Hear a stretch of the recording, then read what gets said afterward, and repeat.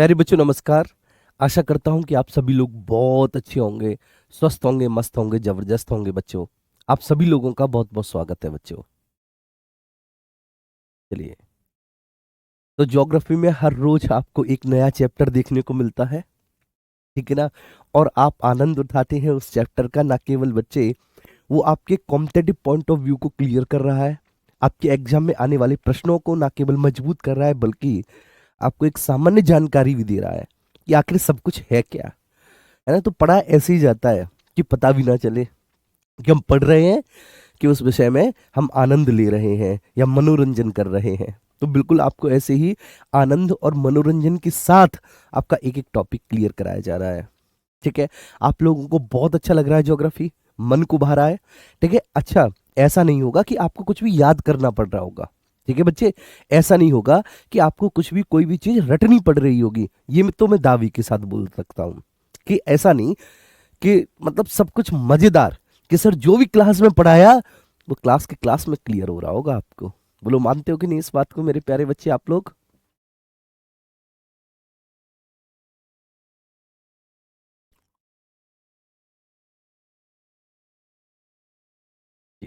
Very good morning all of you. मैं ठीक हूँ, मैं अच्छा हूँ। इतने सारे बच्चों का प्यार और दुआ है मेरे साथ, तो मैं ठीक तो हो ही जाऊंगा ना बच्चों, आप बताओ।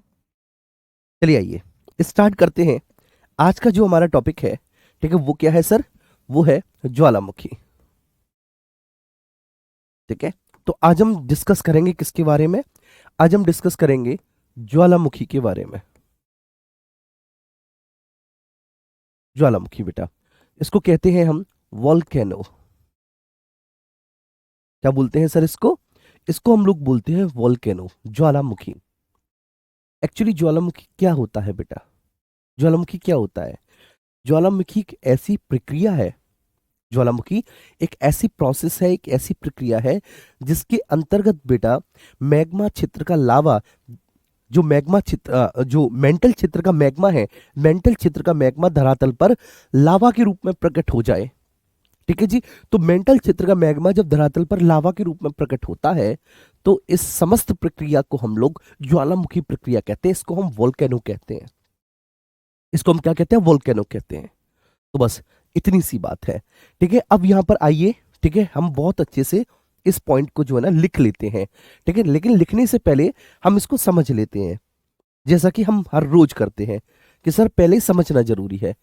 ये हमने बनाई बच्चे पृथ्वी। अब आप देखो, पृथ्वी की आंतरिक संरचना से हमको कितना सीखने को मिल रहा है, पृथ्वी की आंतरिक संरचना से हमको कितना समझने को मिल रहा है। अगर हमने पृथ्वी की आंतरिक संरचना ना पढ़ी होती, तो हम भूकंप को भी इतने अच्छे से नहीं समझ पाते, हम प्लेट टेक्टोनिक मतलब प्लेट विवर्तनिक को भी इतने अच्छे से नहीं समझ पाते, और हम बेटा आज ज्वालामुखी को भी नहीं समझ पाते, ठीक है। तो आओ, ये है हमारी पृथ्वी। ये पृथ्वी का सबसे, ठीक है ना, बाहरी परत है। पृथ्वी की सबसे बाहरी परत है ये वाली। फिर ये वाली जो है बच्चे, ये दूसरी परत है। और ये वाली बेटा पृथ्वी की सबसे अंतिम परत है।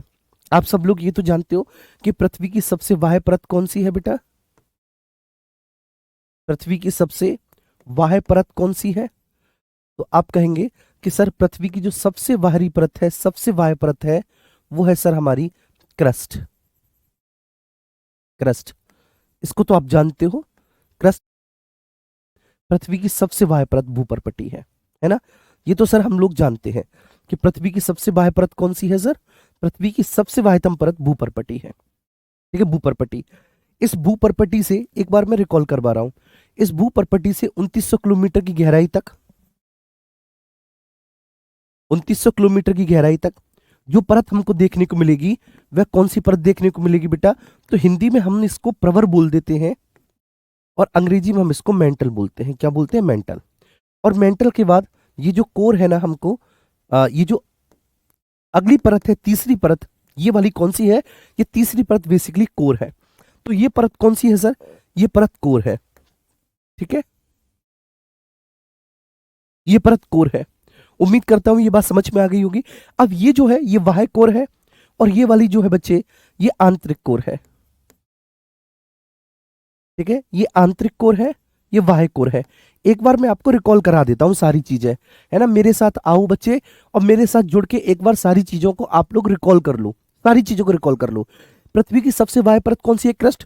क्रस्ट कितने प्रकार की होती है सर? 2 प्रकार की होती है। आओ बेटा एक बार, क्रस्ट कितने प्रकार की होती है सर? क्रस्ट 2 प्रकार की होती है, ठीक है। एक होती है सर हमारी महाद्वीपीय क्रस्ट, एक होती है हमारी सर कौन सी? महाद्वीपीय क्रस्ट, जिसको हम महाद्वीपीय भूपर्पटी बोलेंगे। और दूसरी होती है सर हमारी महासागरीय क्रस्ट, जिसको हम महासागरीय भूपर्पटी बोलेंगे, महासागरीय भूपर्पटी बोलेंगे, भूपर्पटी।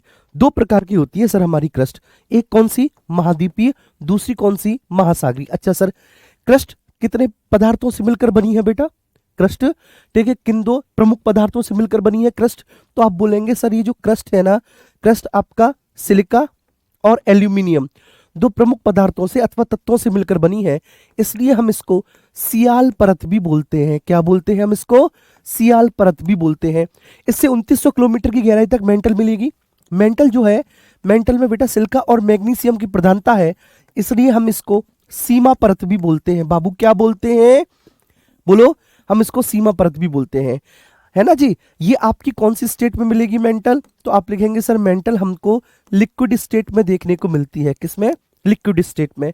फिर कोर है। अब ये वाला जो कोर है बच्चे, ये बाह्य कोर होगा, ये आउटर कोर होगा, ये वाला आंतरिक कोर होगा, ठीक है। अब कोर किस पदार्थ से मिलकर बना है बेटा? निकल और फेरम, तो इसलिए हम इसको क्या बोलते हैं? हम इसको निफे परत भी बोलते हैं। अब एक प्रश्न ये है कि सर बाह्य कोर हमको, ठीक है, कितनी गहराई तक देखने को मिलेगा? ये जो बाह्य कोर है, बाह्य कोर हमको कितने किलोमीटर की गहराई तक देखने को मिल जाएगा, है ना। बाह्य कोर हमको कितने किलोमीटर की गहराई तक देखने को मिल जाएगा? अगर ये आपसे पूछा जाए बाह्य कोर का मतलब है बच्चे ये वाला, कितने किलोमीटर की गहराई तक, तो आप बोलोगे सर ये 5151 किलोमीटर की गहराई तक देखने को मिलेगा। फिर आपसे पूछा जाए कि अच्छा जी आंतरिक कोर कितनी गहराई तक देखने को मिलेगा, तो आप बोल देना आंतरिक कोर का मतलब है कि आप बिल्कुल पृथ्वी के केंद्र तक पहुंच गए हैं। और ये जो आंतरिक कोर होगा ये होगा भैया जी 6371 किलोमीटर, 6371 किलोमीटर, ठीक है। चलिए बहुत अच्छे।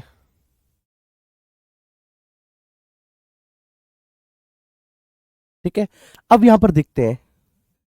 अब इधर देखो बच्चे, आप लोग यहां पे आओ, ठीक है। ये है मेंटल, ठीक है, मेंटल। और मेंटल हमको कैसे देखने को मिल रही है? मेंटल बेटा हमको लिक्विड स्टेट में देखने को मिल रही है। बाबू मिल रही है कि नहीं? बोलो। मेंटल हमको किस स्टेट में देखने को मिलती है? बोलो बाबू। तो मेंटल हमको देखने को मिलती है लिक्विड स्टेट में, ठीक है जी। तो मेंटल हमको देखने को मिलती है किस स्टेट में? मेंटल हमको देखने को मिलती है जी लिक्विड स्टेट में। सबको यहाँ पे देखना है बहुत अच्छे से, जो मैं समझा रहा हूँ हर एक पॉइंट को बहुत अच्छे से आप सब लोगों को समझना है, ठीक है। प्रत्येक पॉइंट आपका क्लियर होना चाहिए। ये है मेंटल, ठीक है। और ये मेंटल हमको देखने को मिल रही है बेटा लिक्विड स्टेट में। इस तरह से ये पूरा का पूरा क्या है? ये लिक्विड है, ठीक है। अब हम सब लोग सर इतना जानते हैं, हम सब लोगों को इतना पता है कि सर इस मेंटल के ऊपर, इस मेंटल के ऊपर हमारी क्रस्ट जो है वह तैराव की स्थिति में है। हम जानते हैं कि मेंटल के ऊपर जो क्रस्ट है बेटा, वो मेंटल के ऊपर क्रस्ट कैसे है? क्रस्ट तैराव की स्थिति में है। मेंटल के ऊपर क्रस्ट तैराव की स्थिति में है। मेंटल के ऊपर क्रस्ट तैर रही है। मेंटल के ऊपर बेटा क्या है? ये क्रस्ट तैर रही है। और मेंटल क्षेत्र में क्या चलती है बाबू? मेंटल क्षेत्र में चलती हैं संवहनी तरंगें, एक दूसरे की ओर चलती हैं या एक दूसरे से दूर जाती हैं, है ना जी बेटा, ठीक है। या तो एक दूसरे की तरफ चल रही हैं, एक दूसरे से दूर जा रही हैं। अब इसके ऊपर क्या है बाबू? इसके ऊपर है धरातल। इसके ऊपर क्या है? धरातल। अगर ये जो मेंटल आपका लिक्विड स्टेट में है तो इसका मतलब क्या है? इसका मतलब ये है बच्चे कि इस मेंटल क्षेत्र में आपको चट्टानों का तरल रूप देखने को मिलेगा। इस मेंटल स्टेट में, इस मेंटल परत में आपको चट्टानों का बेटा तरल रूप देखने को मिलेगा। और चट्टानों के इस तरल रूप को जो मेंटल क्षेत्र में पाया जाता है, इसको हम क्या कहते हैं? इसको हम कहते हैं मैग्मा। क्या कहते हैं जी? मैग्मा। मैंने बोला चट्टानों का तरल रूप जो मेंटल क्षेत्र में पाया जाता है, मेरी बात समझिएगा, चट्टानों का तरल रूप जो मेंटल क्षेत्र में पाया जाता है इसको क्या कहते हैं? मैग्मा, ठीक है। अब संवहनी तरंगे एक दूसरे की ओर चली। जब संवहनी तरंगे बच्चे एक दूसरे की ओर चली तो प्लेटें भी आपस में टकराई, ठीक है। प्लेटें भी आपस में टकराई। अब जब ये प्लेटें आपस में टकराई तो बेटा किसी भी एक प्लेट का किनारा टूट गया और किसी भी एक प्लेट का किनारा जो टूटा तो मेंटल क्षेत्र में बेटा जो दाब महसूस कर रहा था मैग्मा था, अब मैग्मा को निकलने के लिए रास्ता मिल गया। मैग्मा को निकलने के लिए क्या मिल गया? रास्ता। अब जैसे दो प्लेटें हैं, दो प्लेटें आपस में बेटा एक दूसरे के साथ गति कर रही हैं, लेकिन संवहनी तरंगों के प्रभाव से आपस में एक दूसरे से टकरा गई, इनके बीच में बलन पड़ गया कि कुछ भी हुआ, लेकिन कोई एक प्लेट बेचारी कमजोर निकली, वो टूट गई। उस प्लेट के टूट जाने से उस प्लेट के भीतर, ठीक है, हजारों लाखों सालों से बेचारा दबाव महसूस कर रहा जो मैग्मा था ना, उस मैग्मा के मजे आ जाएंगे, क्योंकि उसको अब एक रास्ता मिल चुका है। वो उस रास्ते के माध्यम से ऊपर जाके देखेगा धरातल पर कि आखिर बाहर से पृथ्वी कैसी लगती है, बाहर से दुनिया कैसी लगती है, क्योंकि अभी तक तो वह बेचारा मेंटल क्षेत्र के भीतर ही था। ठीक है ना जी। तो जैसे किसी भी एक प्लेट का किनारा टूटा, तो इस प्लेट के किनारे टूटने पर, यहां पर ध्यान देंगे, किसी भी एक प्लेट का किनारा टूटा तो बेटा एक प्लेट के किनारे टूटने पर क्या होगा? किसी एक प्लेट के किनारे टूटने पर बच्चे मैग्मा जो है वह ज्वालामुखी लावा के रूप में ऊपर धरातल पर प्रकट हो जाएगा, ऊपर धरातल पर प्रकट हो जाएगा इस तरह से। ठीक है। तो जैसे ही इस प्लेट का किनारा टूटा, किनारे टूटने के बाद बच्चे मैग्मा जो है, मैग्मा धरातल पर लावा के रूप में प्रकट होगा। मेरे साथ साथ बोलो, मैग्मा धरातल पर बेटा किसके रूप में? मैग्मा धरातल पर लावा के रूप में प्रकट होगा। बाबू किसके रूप में प्रकट होगा? धरातल पर लावा के रूप में प्रकट होगा मैग्मा, इस तरह से। और इसी को आप कहेंगे क्या? ज्वालामुखी क्रिया। यही क्या कहलाएगी सर? यही ज्वालामुखी क्रिया कहलाएगी। तो ज्वालामुखी क्रिया क्या होती है? ठीक है सर।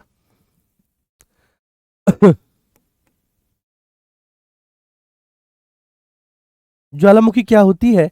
बिल्कुल सिंपल सी है सर, मेंटल क्षेत्र के मैग्मा के। देखिए और एक और बात ध्यान रखना, जब तक ये मेंटल क्षेत्र में है तब तक ये मैग्मा है। क्या है? मैग्मा।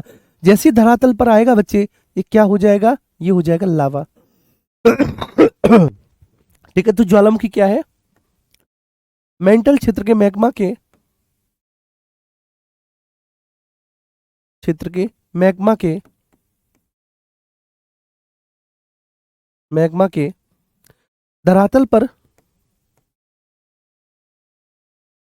धरातल पर लावा के रूप में, लावा के रूप में, प्रकट होने की, प्रकट होने की, होने की समस्त प्रक्रिया,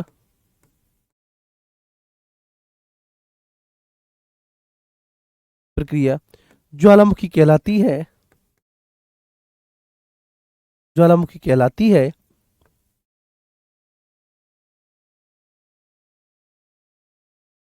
कहलाती है। ठीक है। मेंटल क्षेत्र के मैग्मा के बेटा धरातल पर लावा के रूप में प्रकट होने की सारी प्रक्रिया, समस्त प्रक्रिया क्या कहलाती है? ज्वालामुखी कहलाती है। अब इसमें ऐसा नहीं बेटा कि केवल लावा ही आए बापू, ऐसा ही नहीं लावा आए, इसमें लावा के साथ साथ जो है धरातल पर अन्य विखंडित पदार्थ भी प्रकट हो जाते हैं। ठीक है। तो यहां पर बस एक पॉइंट आपको ये लिखना है, क्या सर? कि इस प्रक्रिया में, इस प्रक्रिया में लावा के साथ साथ, लावा के साथ साथ,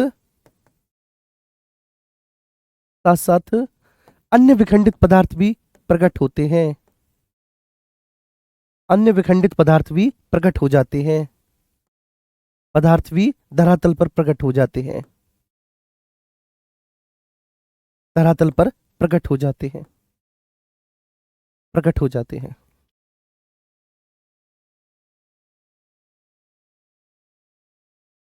हो जाते हैं अन्य विखंडित पदार्थ।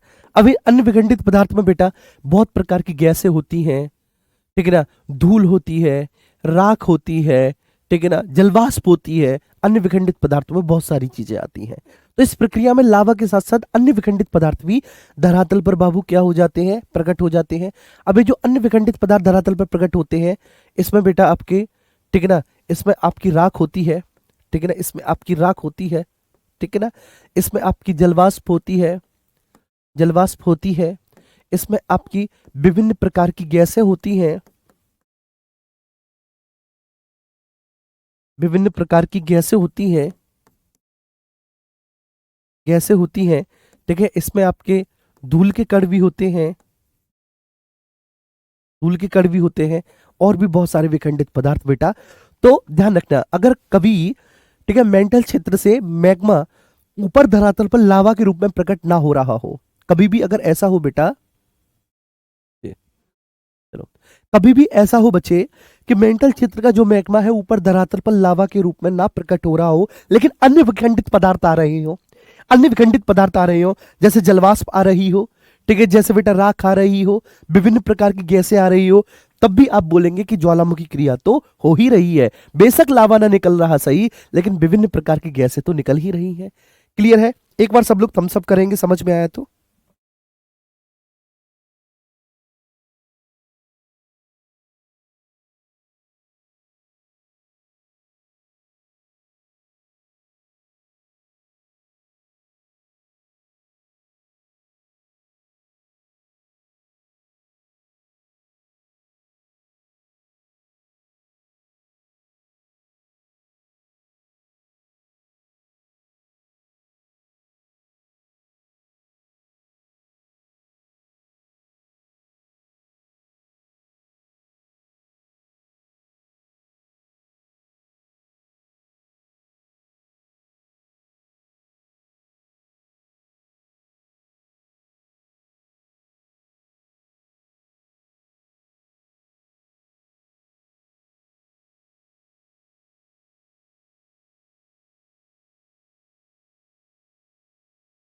है ना? बिल्कुल सिंपल सी बात है। मैंने ये बोला बेटा कि इस प्रक्रिया में, ठीक है, लावा के साथ साथ, ठीक है, धरातल पर बेटा लावा के साथ साथ अन्य विखंडित पदार्थ भी धरातल पर प्रकट हो जाते हैं। अगर किसी भी कारणवश बेटा लावा ना हो पाए तो राख, जलवाष्प, विभिन्न प्रकार की गैसें, धूल के कण ये भी आ जाते हैं। तब भी आप बोलेंगे कि हाँ बाबू, ठीक है, क्या हो गई? ज्वालामुखी क्रिया हो गई, ज्वालामुखी प्रक्रिया हो गई। ठीक है, तब भी आप बोलेंगे कि सब ज्वालामुखी प्रक्रिया हो गई। अच्छा, अब इसके बाद बेटा ये है धरातल। ठीक है, ये क्या है? ये है हमारा धरातल, ये हमारा धरातल है। अब ये हमारे धरातल पर मैं दो चित्र आपको बनाता हूं। ये हमारा धरातल, हमारे धरातल पर, ठीक है ना, हमारे धरातल पर मेंटल क्षेत्र से, हमारे धरातल पर मेंटल क्षेत्र से दो प्रकार का लावा आता है। मतलब लावा दो प्रकार का होता है। ज्वालामुखी क्रिया में जो निकलने वाला लावा है वो दो प्रकार का है। मैं यहां पे लिख देता हूं, ज्वालामुखी क्रिया में निकलने वाला लावा, निकलने वाला लावा, लावा दो प्रकार का होता है, दो प्रकार का होता है, होता है। एक होता है अम्लीय लावा, अम्लीय लावा, और दूसरा होता है बाबू जिसको कहेंगे क्षारीय लावा। क्या कहेंगे? क्षारीय लावा। दो प्रकार का होता है। देखो, देखिए, अम्लीय लावा, क्षारीय लावा। अब ये अम्लीय लावा जो है बेटा, जरा इसको समझो। अम्लीय लावा, ये जो अम्लीय लावा है ये बेटा मेंटल क्षेत्र से मैग्मा के रूप में आया है, मेंटल क्षेत्र से मैग्मा के रूप में आया है और धरातल पर लावा के रूप में प्रकट हुआ है। अब हम इसको अम्लीय लावा क्यों बोलेंगे? आखिर क्या रीजन है इसको अम्लीय लावा बोलने के पीछे? तो देखो मैं बताता हूं। अम्लीय लावा इसको इसलिए बोलेंगे कि इसमें इसमें सिलिका की मात्रा, इसमें सिलिका की मात्रा मात्रा अधिक होती है। देखिए, इसमें सिलिका की मात्रा बेटा बहुत अधिक होती है। अब जब इसमें सिलिका की मात्रा अधिक होगी ना, तो सिलिका की मात्रा अधिक होने के कारण ये गाढ़ा व चिपचिपा हो जाएगा। कैसा हो जाएगा? क्योंकि इसमें सिलिका की मात्रा अधिक है, तो सिलिका की मात्रा अधिक होने के कारण बेटा ये गाढ़ा और चिपचिपा हो जाता है। तो इसमें सिलिका की मात्रा अधिक होती है, जिस कारण यह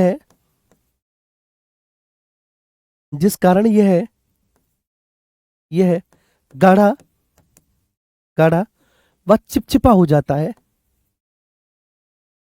जिस कारण यह गाढ़ा व चिपचिपा हो जाता है, हो जाता है। ये ध्यान रखना, ठीक है। इसमें सर सिलिका की मात्रा अधिक है, इसमें सिलिका की मात्रा अधिक है। सिलिका की मात्रा अधिक होने के कारण बेटा ये गाढ़ा व चिपचिपा है। कैसा है? गाढ़ा व चिपचिपा, गाढ़ा व चिपचिपा होता है। ठीक है, अम्लीय लावा, सिलिका की मात्रा अधिक है, गाढ़ा व चिपचिपा है। अब दूसरे नंबर पे हम लेके चलते हैं बच्चे, क्या? क्षारीय लावा, क्षारीय लावा। ठीक है, क्षारीय लावा बिल्कुल इसका उल्टा होगा बाबू। ठीक है, क्षारीय लावा इसका बिल्कुल उल्टा होगा। सोनी कह रही है कैसे पता चलेगा अम्लीय या क्षारीय? बेटा जब कभी भी ज्वालामुखी विस्फोट हो रहा होगा ना, मैं तुम्हें उसके ऊपर ले जाके खड़ा कर दूंगा, तुम्हें खुद पता चल जाएगा निकलने वाला लावा अम्लीय होगा या क्षारीय। ऐसी बात करते हो यार। मैं बोल रहा हूँ बेटा कि जब निकलने वाले लावा में सिलिका की मात्रा अधिक होती है तो वो गाढ़ा व चिपचिपा होगा, तो वो अम्लीय लावा होगा। अभी मैं आपको और दिखाऊंगा, तो बहुत सारी चीजें बताऊंगा, इतनी चीजें बताऊंगा कि आप प्रीवियस ईयर उठा के देखो कि किसी भी एग्जाम के ज्वालामुखी से एक एक प्रश्न आपसे हो रहा होगा।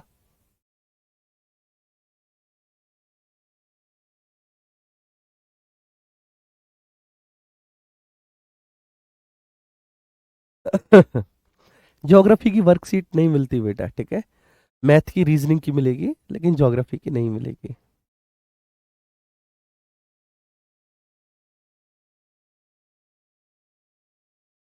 ठीक है, आइए। ठीक है, अब क्षारीय लावा। क्षारीय लावा क्या है सर? क्षारीय लावा, इसमें सिलिका की मात्रा कम होती है। इसमें बाबू सिलिका की मात्रा होती है कम, कम होती है, कम होती है, एवं फेरोमैग्नीसिया की मात्रा अधिक होती है। फेरोमैग्नीसिया की मात्रा अधिक होती है, मात्रा अधिक होती है, अधिक होती है।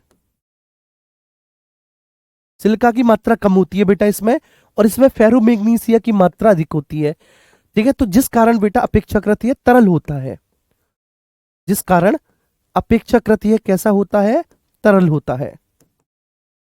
अपेक्षाकृत यह है तरल होता है, तरल होता है। ठीक है, तो बिल्कुल सिंपल सी बात है, बिल्कुल सिंपल सी बात है साहब। क्षारीय लावा सिलिका की मात्रा कम है, क्षारीय लावा में सिलिका की मात्रा कम है, फेरोमैग्नीसिया की मात्रा अधिक है।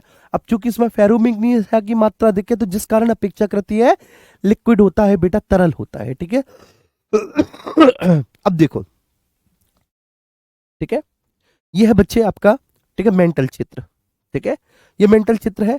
मेंटल चित्र से जो निकलने वाला लावा है अम्लीय है बेटा। ये जो अम्लीय लावा है, ठीक है, अम्लीय लावा गाढ़ा और चिपचिपा है।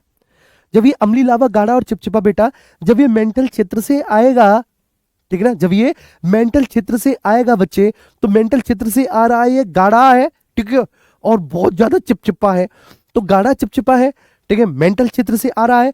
तो बच्चे मेंटल चित्र से आने के बाद ये जितनी भी, ठीक है, आपकी चट्टानें इसको इसके रास्ते में मिलेंगी, इन समस्त चट्टानों को तोड़ता हुआ आएगा। मतलब ये क्रस्ट और धरातल की सारी प्रकार की चट्टानों को तोड़ता हुआ आएगा। और चट्टानों को तोड़ता हुआ जब ये ऊपर की ओर आएगा ना धरातल के, तो बहुत तेज विस्फोट के साथ आएगा, क्योंकि गाढ़ा और चिपचिपा है। गाढ़ा और चिपचिपा है, तो गाढ़ा एवं चिपचिपा है तो बहुत तीव्र विस्फोट के साथ ही ऊपर धरातल पर प्रकट होता है।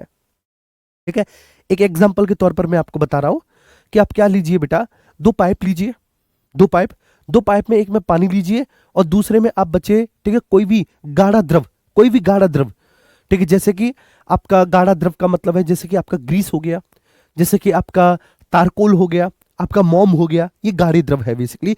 तो एक, ठीक है, पाइप में आप क्या लीजिए, पानी, एक में आप लीजिए कोई भी गाढ़ा द्रव, सपोज दैट कुछ भी हो सकता है, आप तारकोल लीजिएगा, और दोनों पाइप में समान डेंसिटी का, ठीक है ना, आप एक में जल और एक में तारकोल प्रवाहित कीजिएगा। एक में जल, एक में तारकोल। आप देखेंगे मेरे प्यारे बच्चे कि जो तारकोल है ना वो, ठीक है, अधिक दूरी तक जाएगा।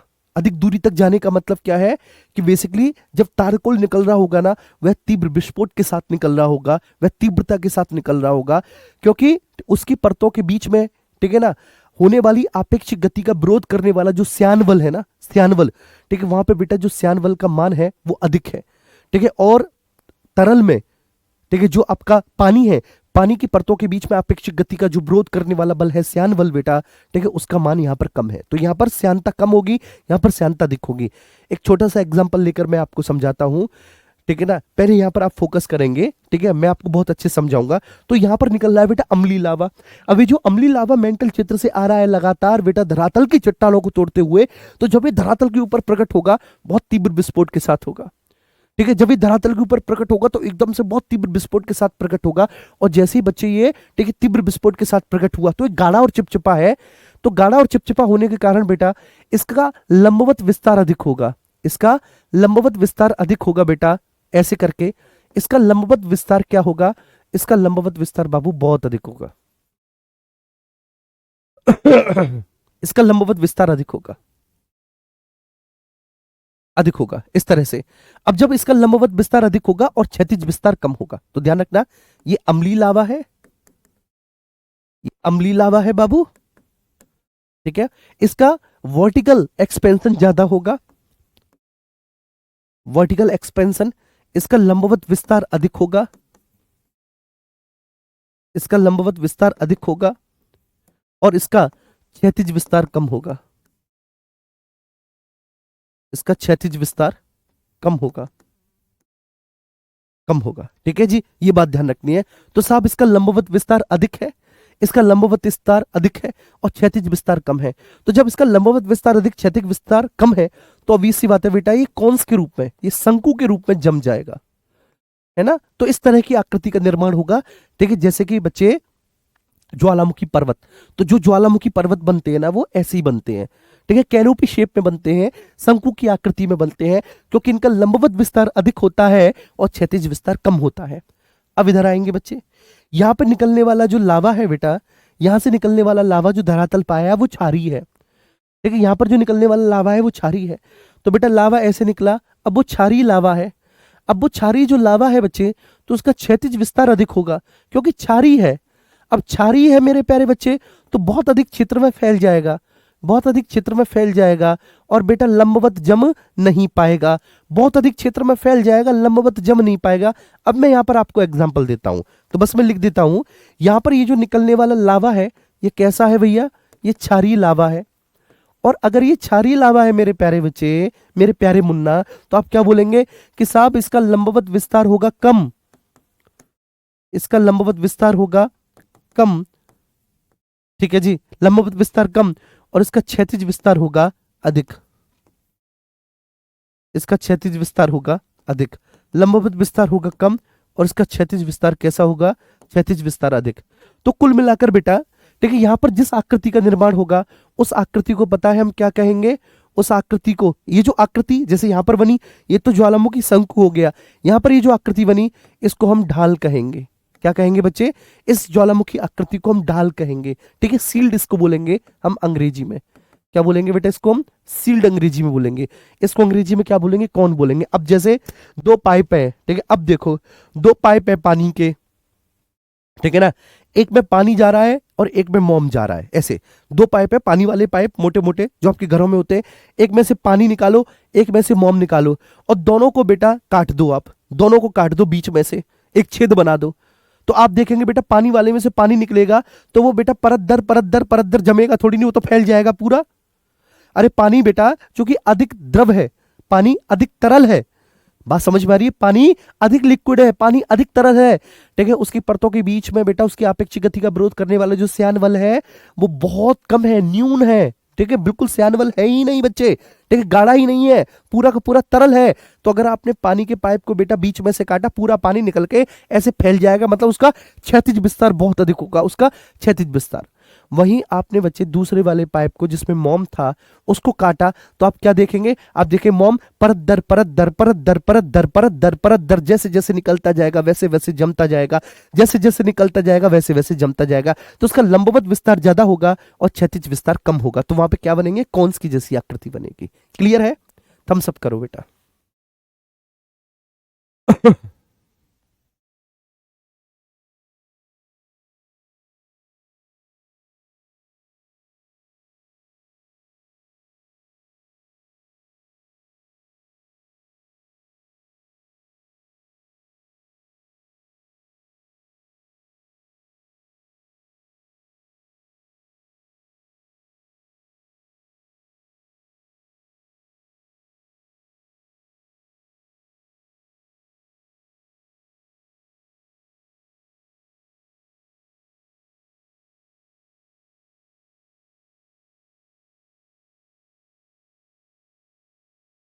है ना?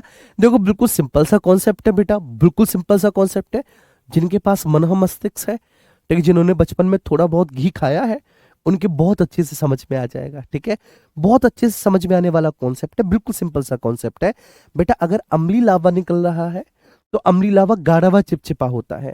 देखिए ये अम्लीय लावा है, तो अम्लीय लावा मेरे प्यारे बच्चे क्या होगा, अम्लीय लावा गाढ़ा व चिपचिपा होगा, गाढ़ा व चिपचिपा होगा अम्लीय लावा, गाढ़ा व चिपचिपा होगा। अम्लीय लावा गाढ़ा व चिपचिपा है तो स्वाभाविक सी बात है बच्चे, इसका लंबवत विस्तार अधिक है, क्षैतिज विस्तार कम है। ये क्षारीय लावा है, ये अपेक्षाकृत अधिक तरल है, क्षारीय लावा। अभी अपेक्षाकृत अधिक तरल है बेटा क्षारीय लावा, तो आप ही बताओ, अधिक तरल है।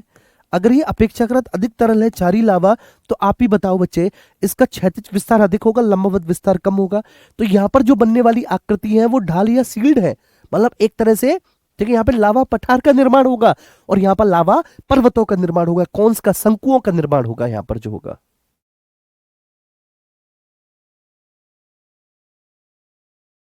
बस इतना सा कॉन्सेप्ट है। आइए ठीक है, अब हम ले चलते हैं, जो आप लोग पूछ रहे हैं कि सर ज्वालामुखी कितने प्रकार के होते हैं, है ना बच्चे। तो अब हम ज्वालामुखी के प्रकारों पर चलते हैं। बहुत अच्छे बेटा, ज्वालामुखी के प्रकार, ज्वालामुखी के प्रकार पर चलते हैं। ठीक है, देखो बेटा, अगर आपको वही रटा रटाया पैटर्न चाहिए ज्योग्राफी का, ठीक है ना, कि क्लास में आए, 4 फैक्ट लिखवाए, बच्चों से बोल दिया कि याद कर लो, ठीक है ना, देखो, तो उसमें भी उतना ही समय लगेगा, ठीक है, जितना कि मैं आपको एक एक पॉइंट समझा के और एक एक फैक्ट क्लास में याद करवा रहा हूं, उसमें भी उतना ही समय लग रहा है।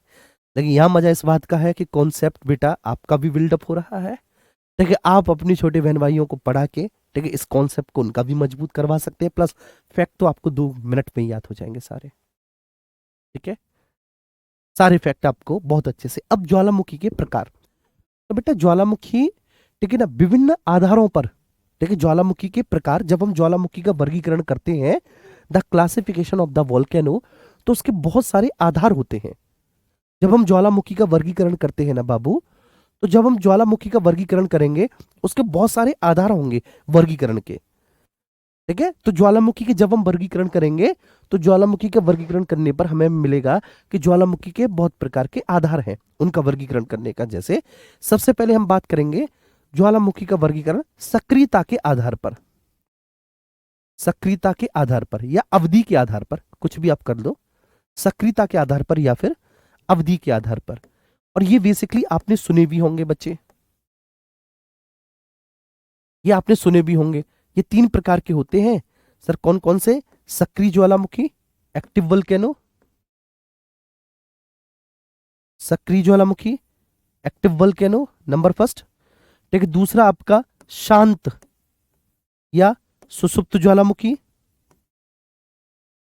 ज्वालामुखी, ज्वालामुखी बच्चे, ठीक है ना। और तीसरा होता है मृत ज्वालामुखी, मृत ज्वालामुखी, तीसरा, ठीक है। तो ज्वालामुखियों के वर्गीकरण का जो पहला आधार है, ठीक है ना, एक बच्चा कह रहा है लावा में नहा सकते हैं क्या, ठीक है, बिल्कुल नहा सकते हैं लावा में। लावा पे नहाने पे आपको ऐसा आनंद प्राप्त होगा कि आपको पता ही नहीं चलेगा कि ये आप है या लावा है, ठीक है। इसके बाद जहां पर आप लावा में नहाने गए थे, वहां पर आपके दोस्त भी जाएंगे आपको ढूंढने के लिए कि आप कहाँ पर हैं, आपका मास्टर भी जाएगा, पता चलेगा कि कहीं कुछ दिख ही नहीं रहा है, केवल हड्डियों का एक कंकाल है, ठीक है, उसके ऊपर पूरी तरह से लावा जम चुका है। फिर हम जो है ना ओम शांति ओम करेंगे और स्वर्ग में ईश्वर से आपके बेहतरी की दुआ मांगेंगे। चलिए, ठीक है सर। तो सक्रियता के आधार पर, सक्रियता का मतलब है अवधि के आधार पर। देखिए ये मैं आपको एक एक पॉइंट समझाऊंगा बहुत अच्छे से, ये तो अभी शुरुआत है बेटा, ये तो अभी शुरुआत है। ठीक है, तो अवधि ऑब्लिक सक्रियता के आधार पर ज्वालामुखी 3 प्रकार के हैं। कौन कौन से, सक्रिय ज्वालामुखी, दूसरा शांत या सुसुप्त ज्वालामुखी, और तीसरे बेटा आपके मृत ज्वालामुखी। 3 प्रकार के हैं, ठीक है। सक्रियता ऑब्लिक अवधि के आधार पर ज्वालामुखी के 3 प्रकार हैं। कितने प्रकार हैं बाबू, 3 प्रकार हैं। इसके बाद फिर हम सेकंड चलते हैं बच्चे, ठीक है ना। अब हम देखेंगे तीव्रता के आधार पर, on the basis of the intensity, तीव्रता के आधार पर, तीव्रता के आधार पर। तो तीव्रता के आधार पर ये 4 प्रकार के होते हैं जी। तीव्रता के आधार पर कितने प्रकार के होते हैं बाबू? 4 प्रकार के। इनके नाम थोड़े से आपको, ठीक है ना, हल्के से ऐसे देखने को मिलेंगे, डिस्टरबेंस, मतलब थोड़ा सा याद करने में मुश्किल होगा। तो तीव्रता के आधार पर जो सबसे पहला है वह है, मेरे साथ साथ बोलेंगे भैया, पीलियन तुल्य ज्वालामुखी। क्या है पहला? पीलियन तुल्य ज्वालामुखी। तो सबसे पहला जो है बच्चे वो पीलियन तुल्य ज्वालामुखी है। मेरे साथ साथ बोलिएगा क्या है? पीलियन तुल्य ज्वालामुखी। अब ये जैसे, ठीक है, कोई एक ज्वालामुखी था माउंट पीली, ठीक है, कोई एक ज्वालामुखी था माउंट पीली।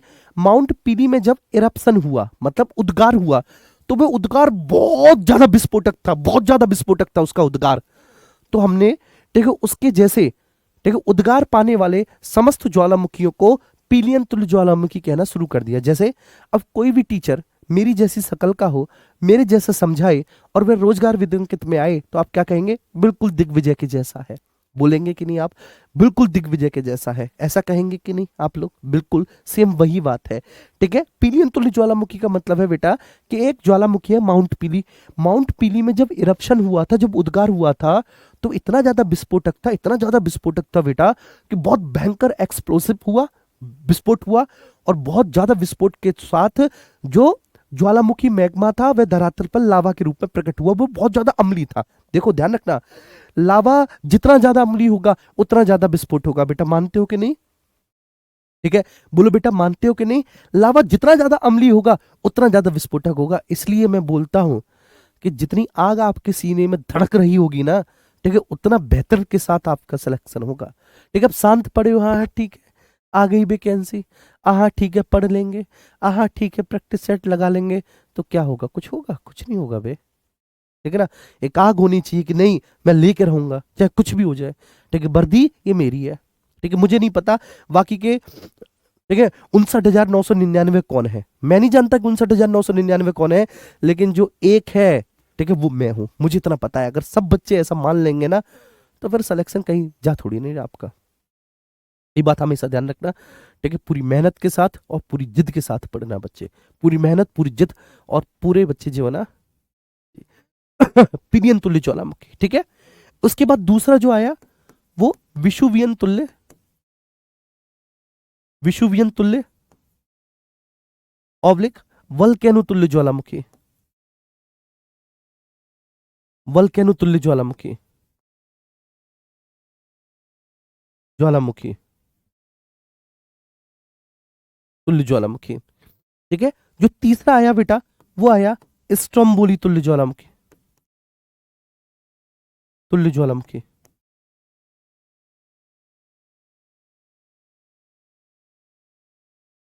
ज्वालामुखी। और जो चौथा आया बच्चे वो आया हवाई तुल्य ज्वालामुखी,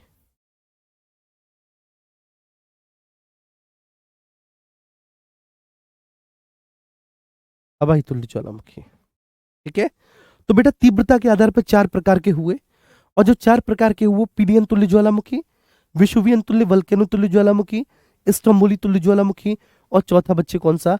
हवाई तुल्य ज्वालामुखी। क्लियर है? ये तीव्रता के आधार पर हुए।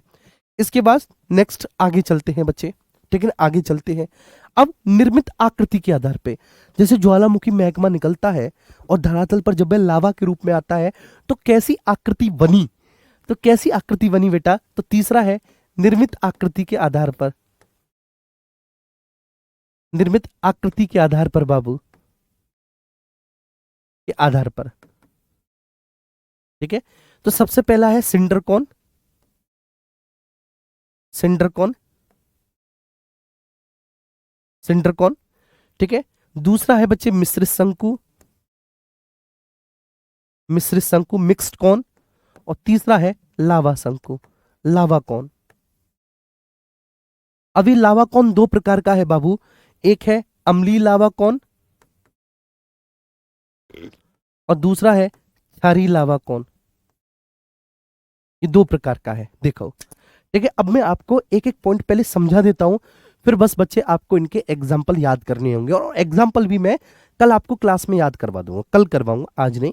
बस आपको एक एक ज्वालामुखी का प्रकार पहले समझना है अच्छे से। ठीक है, आपको क्या करना है, एक एक ज्वालामुखी का प्रकार आपको समझना है बहुत अच्छे से। ठीक है, जी हाँ, बहुत अच्छे। आओ अब सब लोग यहाँ पर देखो, सबसे पहले हम बात करेंगे सक्रियता के आधार पर। सक्रियता के आधार पर मतलब कि बेटा जब ज्वालामुखी उद्गार हो रहा है तो वह कितने लंबे समय तक हो रहा है। जब ज्वालामुखी उद्गार हो रहा है, वोल्केनिक इरप्शन हो रहा है, तो वह ज्वालामुखी उद्गार सर देखिए कितने लंबे समय तक हो रहा है, तो इसको हम कहेंगे सक्रियता ऑब्लिक अवधि के आधार पर।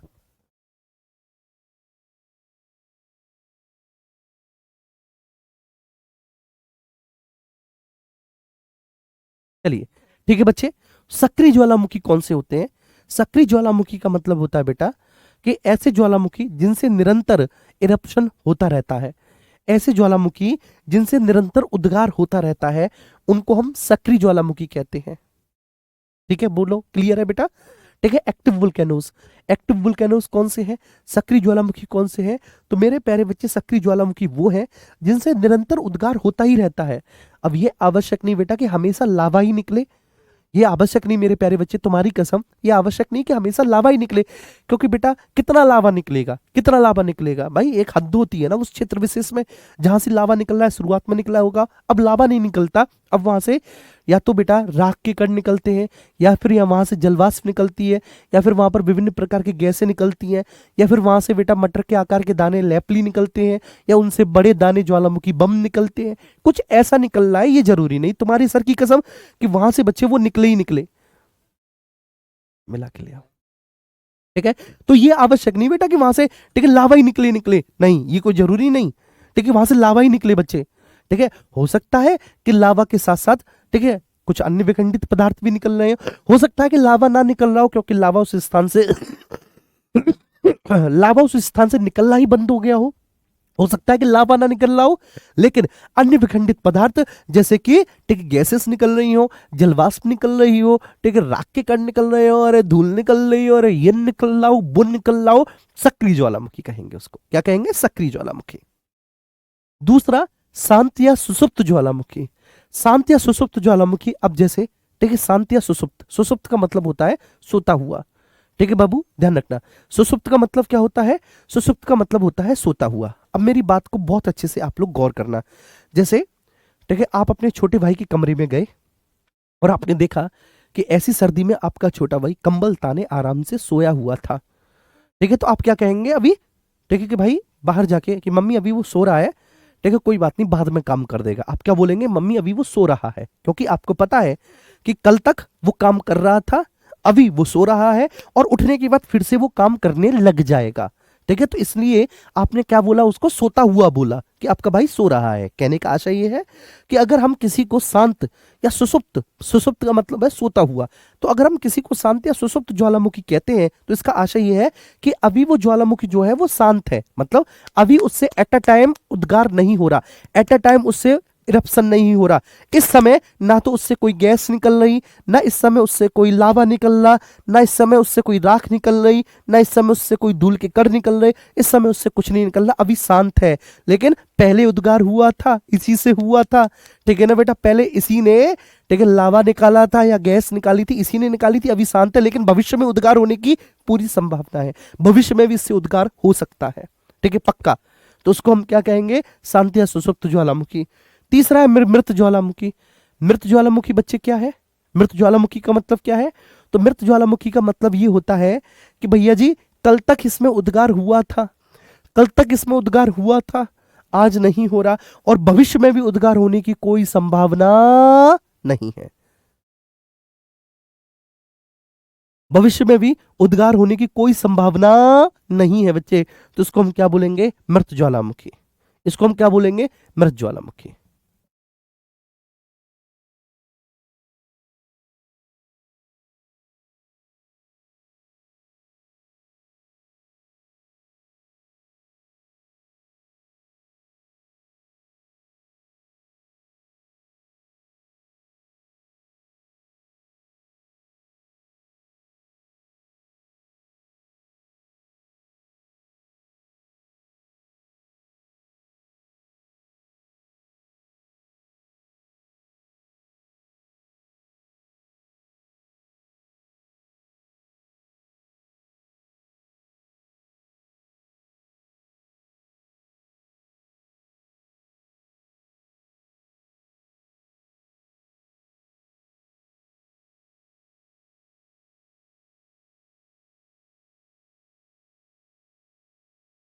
भारत में बेटा दो ही है, एक नारकोंडम है, एक वेरन है, ठीक है ना।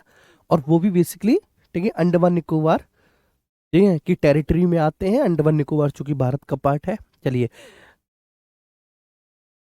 आंसर अच्छा लगता है। बढ़िया लग रहा है। ऐसे ही अच्छा लगेगा, चिंता ना करो, सब कुछ बहुत अच्छा लगेगा, सब कुछ बहुत मजेदार लगेगा, बहुत मजा आएगा आपको, ठीक है। क्लियर है। चलिए, तो सक्रिय ज्वालामुखी, शांत या सुषुप्त ज्वालामुखी, मृत ज्वालामुखी, एक बार इनको लिख लेते हैं। सक्रिय ज्वालामुखी, एक्टिव वोल्केनो, सक्रिय ज्वालामुखी, ज्वालामुखी, ठीक है। कौन से होते हैं सर? ऐसे ज्वालामुखी, ऐसे ज्वालामुखी जिनसे, जिनसे निरंतर, निरंतर, ठीक है, ज्वालामुखी लावा अथवा, अथवा, अथवा अन्य विखंडित पदार्थ निकलते रहते हैं, अथवा अन्य विखंडित पदार्थ निकलते रहते हैं, अन्य विखंडित पदार्थ निकलते रहते हैं, निकलते रहते हैं, निकलते रहते हैं, उन्हें सक्रिय ज्वालामुखी कहते हैं, उन्हें सक्रिय ज्वालामुखी कहते हैं, सक्रिय ज्वालामुखी कहते हैं, कहते हैं, ठीक है। अब देखो बेटा, आपके एग्जाम पॉइंट ऑफ व्यू से क्या महत्वपूर्ण है? आपके एग्जाम पॉइंट ऑफ व्यू से महत्वपूर्ण है सबसे ज्यादा, ठीक है, इनके एग्जाम्पल। क्या बेटा? सबसे ज्यादा जो महत्वपूर्ण है वो क्या है? इनके एग्जाम्पल, ठीक है सर।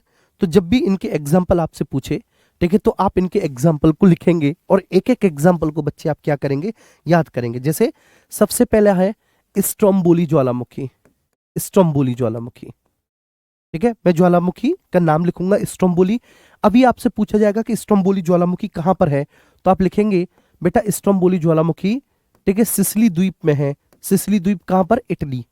तो स्ट्रोम्बोली ज्वालामुखी जो है वह बेटा इटली के सिसिली द्वीप में है। स्ट्रोम्बोली ज्वालामुखी जो है वो कहां पर है? स्ट्रोम्बोली ज्वालामुखी इटली के सिसिली द्वीप में है। कहां पर है सर?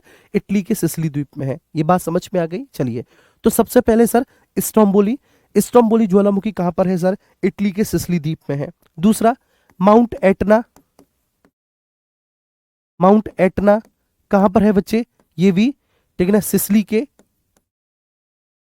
इटली, ठीक है, सिसिली द्वीप में है, इटली के, सिसिली द्वीप में है बेटा, इटली के, ठीक है, ध्यान रखना। तो माउंट एटना जो है, ये जो आपका माउंट एटना है, माउंट एटना भी सर कहां पर है? माउंट एटना भी आपका, ठीक है, ध्यान रखना है, ठीक है, सिसिली द्वीप में है बच्चे, कहां पर? इटली के। इसके बाद बच्चे तीसरा कोटोपैक्सी, कोटोपैक्सी सक्रिय ज्वालामुखी है। विश्व का सबसे ऊंचा सक्रिय ज्वालामुखी कोटोपैक्सी है। कहां पर है? इक्वाडोर में, इक्वाडोर में। कहां पर सर? इक्वाडोर में है कोटोपैक्सी। कोटोपैक्सी विश्व का सबसे ऊंचा सक्रिय ज्वालामुखी है, ठीक है। कोटोपैक्सी कहां पर है? कोटोपैक्सी सर इक्वाडोर में है। कोटोपैक्सी कहां पर है? इक्वाडोर में। इसके बाद अगला है बेटा, ठीक है, एल्ब्रुश, एल्ब्रुश, ये ज्वालामुखी कहां पर है सर? अंटार्कटिका में है। कहां पर है? अंटार्कटिका में। कौन सा ज्वालामुखी है? ठीक है, एल्ब्रुश बेटा। कहां पर है एल्ब्रुश? अंटार्कटिका में है। इसके बाद मेरे प्यारे बच्चे आपका बैरन है। बैरन सक्रिय ज्वालामुखी है। कहां पर है? अंडमान निकोबार में है बैरन, भारत के, ठीक है, भारत के अंडमान निकोबार में है बैरन, भारत के अंडमान निकोबार में है बच्चे बैरन, ठीक है। अंडमान निकोबार कहां पर? भारत में है। इसके बाद बच्चे आपका ठीक है, हवाई द्वीप का मोनालोवा व किलाविया है। दोनों मोनालोवा और किलाविया हवाई द्वीप का है। किलाविया हवाई द्वीप, हवाई द्वीप, हवाई द्वीप, दोनों बच्चे कैसे हैं? ये दोनों के दोनों आपके सक्रिय ज्वालामुखी हैं, ठीक है। कौन कौन से सर? मोना लोवा और क्लाबिया आपको याद करना है। इसके बाद जापान का फ्यूजियामा सक्रिय ज्वालामुखी है। फ्यूजियामा जापान का सक्रिय ज्वालामुखी है, फ्यूजियामा। इसके बाद ओजस डेल सेलाइडो है, ओजस डेल सेलाइडो है, ओजस डेल सेलाइडो है, यही नाम आपको याद रखने हैं। ओजस डेल सेलाडो। ये जो ओजस डेल सेलाडो है ना मेरे प्यारे बच्चे, ये ओजस डेल सेलाडो भी आपका कैसा है? ये ओजस डेल सेलाडो भी आपका सक्रिय ज्वालामुखी है। कहां पर है सर? ये चिली और अर्जेंटीना की सीमा पर है। कहां पर है भैया जी? ये चिली और अर्जेंटीना की सीमा पर है। चिली और अर्जेंटीना की सीमा पर है ओजस डेल सेलाडो, ठीक है। और उसके बाद अगला है माउंट विशुवियस। माउंट विशुवियस, ये आपका माउंट विशुवियस इटली में पड़ता है। कहां पर पड़ेगा सर माउंट विशुवियस? माउंट विशुवियस आपका इटली में पड़ेगा, ठीक है जी। कहां पर पड़ेगा? इटली में। अब ये है, ये बात आपको याद करने वाली। देखो, सक्रिय ज्वालामुखी कौन से हैं? ऐसे ज्वालामुखी जिनसे निरंतर ज्वालामुखी लावा अथवा अन्य विखंडित पदार्थ बेटा निकलते रहते हैं, ठीक है। अन्य विखंडित पदार्थ निकलते रहते हैं, उनको हम क्या कहते हैं सर? सक्रिय ज्वालामुखी कहते हैं।